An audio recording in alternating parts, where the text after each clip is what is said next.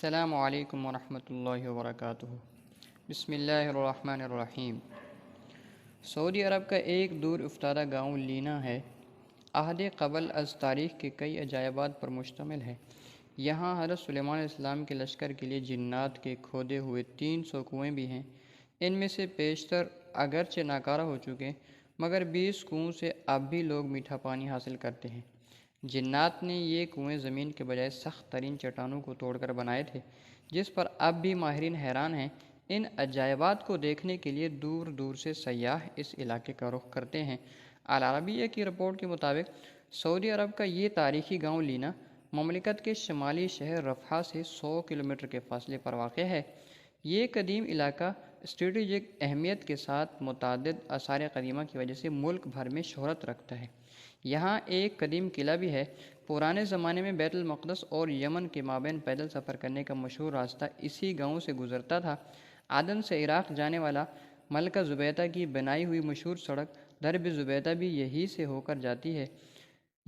اب بھی سیر و تفریح کے شائقین بڑی تعداد میں اس علاقے کا رخ کرتے ہیں۔ سعودی محقق حمد الجاسر کا کہنا ہے کہ یہ قدیم گاؤں میں حضرت سلیمان علیہ السلام کا لشکر بھی اترا تھا۔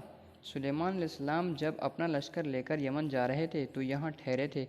اس بے آب و گیا علاقے میں لشکر و پانی کی ضرورت آئی تو حضرت سلیمان علیہ السلام نے جنات کو حکم دیا کہ وہ ہنگامی طور پر کنویں کھودیں، تو جنات نے چٹانوں پر مشتمل اس سخت ترین زمین میں 300 کنویں کھودے تھے۔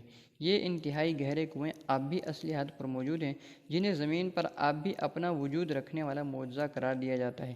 جنات نے چٹانوں کو کاٹنے کے لیے ڈرل مشین کی طرح کوئی آلہ استعمال کیا تھا، جس کے نشانات اب بھی کنووں کے چاروں اطراف واضح طور پر دیکھے جا سکتے ہیں۔ ماہرین اس پر تحقیق کر رہے ہیں کہ جنات نے آخر کس طرح ان سخت ترین چٹانوں کو 60 سے 80 میٹر گہرائی تک کاٹا تھا اور انہوں نے کون سے آلات کی مدد سے حاصل کی تھی۔ اگرچہ ان 300 میں سے اس وقت صرف 20 کنویں ہی کارآمد رہ گئے، تاہم سارے کنووں کے نشانات اب بھی یہاں موجود ہیں۔ ان کنووں کو دیکھنے والا ہر شخص حیرت زدہ ہو کر رہ جاتا ہے۔ تاریخی روایت کے مطابق جب حضرت سلیمان علیہ السلام اپنے لاؤ لشکر سمیت یمن جا رہے تھے تو وہ یہاں دوپہر کے کھانے کے لیے اترے تھے۔ لشکر میں جنات کی فوج بھی شامل تھی۔ جب لوگ پیاسے ہوئے تو حضرت سلیمان علیہ السلام نے جنات کے فوج کے کمانڈر سبتر کی طرف دیکھا تو وہ ہنس رہا تھا۔ حضرت سلیمان علیہ السلام نے اس سے ہنسنے کی وجہ پوچھی تو اس نے کہا کہ آپ لوگ پیاس سے تڑپ رہے ہیں مگر میٹھا پانی آپ کے قدموں کے نیچے ہی ہے۔ حضرت سلیمان علیہ السلام نے سبتر کو پانی نکالنے کا حکم دیا تو تھوڑی دیر میں ہی اس نے اپنی فوج کی مدد سے 300 کنویں کھود دیے اور حضرت سیدنا سلیمان علیہ السلام کا پورا لشکر سیراب ہو گیا۔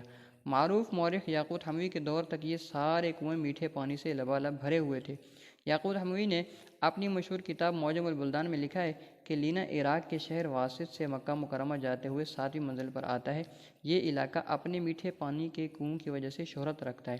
ان کنووں کی وجہ سے یہ علاقہ بعد میں ایک تجارتی مرکز بن گیا تھا، جہاں عراق اور عرب کے تاجر منڈیاں لگاتے۔